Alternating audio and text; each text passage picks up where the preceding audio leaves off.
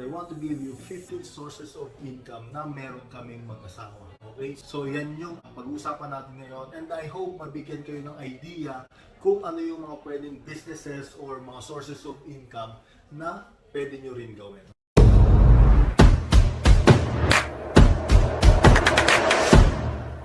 So number one na source of income namin is yung food distribution namin. So nag-develop kami ng mga products na actually galing lang yon sa kitchen nung aking girlfriend before yung business ko na ngayon. So nag-umpisa yung business namin na yon sa kitchen niya, and gawa kami ng mga products na sinusupply namin yun sa mga restaurants all over Philippines. So we have different products na ginagawa and sinusupply namin to other businesses. So that one is a B2B na business, and that is one source of our income. And number two source of our income is nag-i-import din ako ng mga equipments, okay, na sinusupply din namin sa mga restaurants, sa iba-ibang mga businesses din. Nag-i-import ako from China and other countries ng mga products na binibenta namin dito sa Pilipinas. So that's the second income, second source of income na meron ako. And number three is franchising. Okay, so nag-develop din kami ng mga concepts na pwedeng i-franchise. So we have wings business, we have baby back ribs business, and we also have mga beverages. Okay, so we have frap business, and we also have mga drinks, and meron din kaming samgyeopsal and grill na business. So, yan yung mga concepts na pwede nyo i-franchise. And we will make sure na tutulungan namin kayo and i-guide namin kayo sa pag-uumpisa and pag-expand ng business ninyo. And itong team na to na nasa likod ko, okay, yan yung team namin. Okay, yan yung mga team na tumutulong sa mga nag-franchise and gustong mag-start ng sarili nilang business. Every month, meron kaming training din sa mga franchises namin para talagang matutunan nila yung mga bagay na dapat nilang matutunan. Kasi nga po naniniwala kami na training is very important pagdating sa business. Especially kung bago ka pa lang sa business, kailangan mo ng training. That's another source of income na nagawa namin or pinagkukunan namin ng income na namin mag-asawa. Number 4 na source of income namin is meron kaming distribution, okay? Or naghahanap kami ng mga distributors.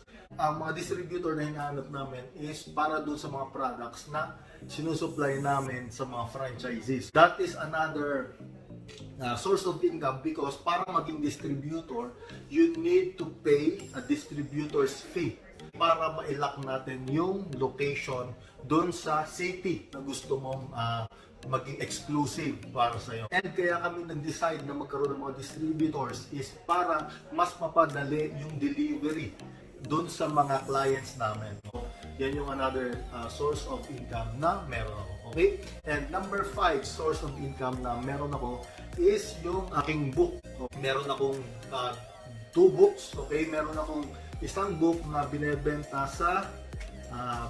ko sa Amazon. And I also have a book na printed na para naman sa mga bata, okay? Pamagat ng book na yon is Transforming Kids to CEO, okay? Kasi yung book na yon is nagtuturo sa mga bata para matuto sila about business and money management, okay? So ginawa ko yan during the pandemic, and that book also consists ng anim na source of income, which is katandem ng book na yon is yung aking course sa Udemy. I created a series of videos na pwedeng bilhin sa Udemy. It's a tutorial website where you can upload yung mga courses na meron ka or expert ka.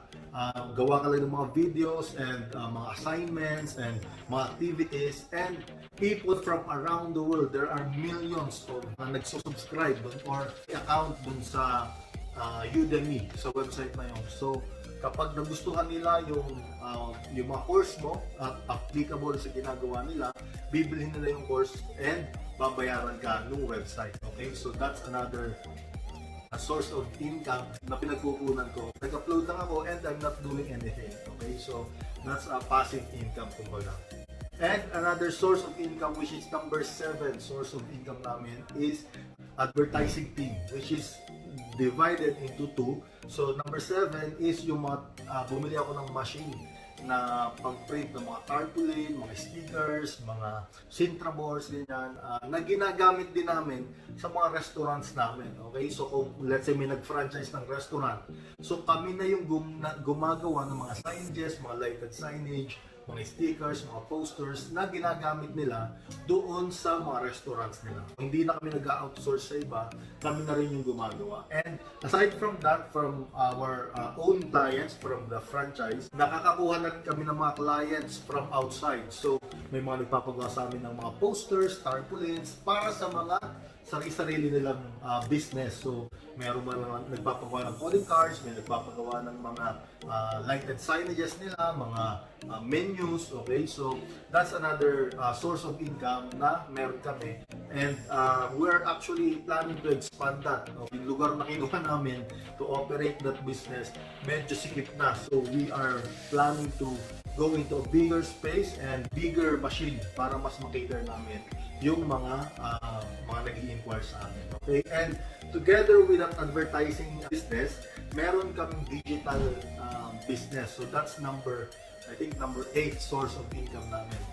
Ang ginagawa naman namin dito is mga graphics and video. So more on digital designs and like web development and like mga logos. Okay? So kung may mga logos na kailangan yung mga clients namin para sa mga business nila, yun yung team na gumagawa. So I think 5 or 6 graphic designers na nag-video editing, nagpo-photography, nag-graphic design, nag-website development. So yan yung mga ginagawa nila dun sa department na yon. So that's number 8 source of income na meron kami. Number 9 source of income na meron ako is yung construction. Okay? So because ganun din, kailangan namin within the business, okay?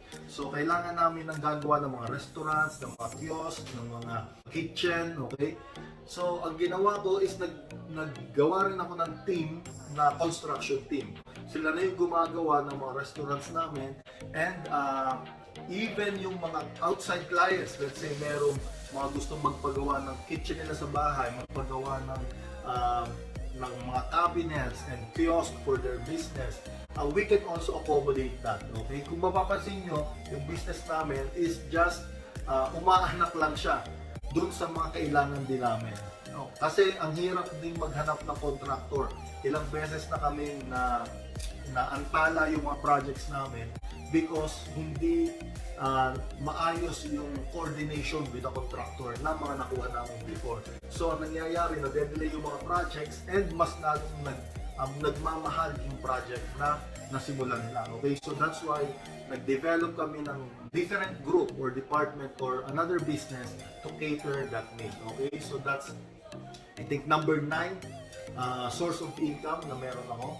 Number 10 would be from my wife. Okay? So, this is a combined source of income namin as a family. And one of the things na ginagawa ng wife ko is events organizer. Siya yung tinatawag para mag-plan ng events, ng mga corporate events, social events like weddings, mga anniversaries, mga Christmas parties ng mga companies. Okay, so yan yung isa sa ginagawa niya. Siya yung may master nito. And it's been, I think, 8 years na yung business niya na yun, yung events management niya na yun. And it's doing really well before, but because of the pandemic, natigil siya. But fortunately, marami ng companies ulit yung nag-o-open. So, marami na rin ang nagpapa-event ulit, and unti-unti bumabalik na yung momentum doon sa events management. Yan yung number 10 source of income namin. Number 11 source of income namin is yung talent management naman nung misis ko rin. Okay? So, we are both business person. Siya naman mostly sa mga talent ng mga artista, ng mga models. Okay? So, kung merong mga models na kailangan sa isang event, siya yung kinukuha para mag-supply ng mga talents. Okay? So, nagsusupply din siya ng talent doon sa live streaming app na based sa US and Taiwan. Nagsusupply siya ng mga talents na nagla-live stream. May mga talents siya, I think more than 100 talents na sinusupply niya dito sa app na to, yung 17 Live kung tawagin. And ang maganda dito, yung mga audience is international. So may audience from China, from Japan, from Taiwan, from US, from iba-ibang bansa. That's why yung mga talents is hindi lang siya mga Pilipino yung nanonood. And just like other mga streaming app, kumikita sila sa pagbibigay ng points ng mga viewer. Okay, so that's number 11, source of income. Number 12, source of income namin is, ang asawa ko is a Sun Life advisor. Okay? So, advisor siya and hindi niya masyadong pinopromote yung sarili niya, but marami kaming mga kaibigan na nalalaman na nagsa-Sun Life siya or advisor siya sa Sun Life. Yung mga kumukuha lang din sa kanya. And then, referral. She's doing really well. Just recently, nagkaroon siya ng award for being Sun Life Advisor. Okay, so that's how it works sa kanya. Number 14 source of income namin is Facebook ng misis ko. Okay, so na-monetize niya yun, I think, 1 year or 2 years ago. So may kumikita na rin siya ng konti doon and it's doing good rin. Okay, and I think last na source of income namin, number 15 source of income namin is yung YouTube ko.